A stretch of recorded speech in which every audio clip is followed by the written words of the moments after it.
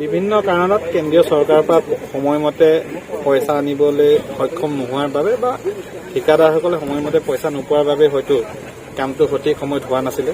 কিন্তু এতিয়া আমি লক্ষ্য ৰাখিছোঁ এই প্ৰকল্পটো 3 মাহৰ ভিতৰত সম্পূৰ্ণ কৰিবৰ বাবে আজি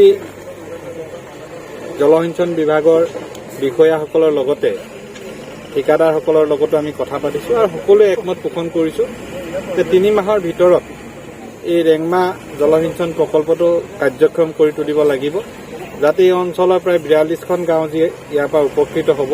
তেখেতসকলে অহা ছিজনৰ পৰাই বছৰত 3টা খেতি কৰিবলৈ যি সুবিধা পাব লাগে পানীৰ পৰা, সেইখিনি সুবিধা পাব। আৰু আগত যি হ'ল এতিয়া খুব সোনকালে এই প্ৰকল্পটো সমাপ্ত হ'ব, তাকে আমি আশা কৰিছোঁ। এইবিলাক বিশেষ দোহাৰিব বিচৰা নাই, এই সম্পৰ্কত ৰাইজে নিজেই জানে, ইমান দিন হোৱা নাছিলে। এতিয়া হ'লে ভাল, ৰাইজ সোনকালে উপকৃত হ'ব। আৰু এই অঞ্চলৰ ৰাইজৰো সহযোগিতা দেখিছোঁ, তেখেতসকলে আগ্ৰহে ওলাই আহিছে। গতিকে সোনকালে কাৰ্যক্ষম হ'ব লাগে, সকলো উপকৃত হ'ব লাগে। পুৰণা কথা বেছি দোহাৰি আৰু তাতে থকাৰ প্ৰয়োজন নাই।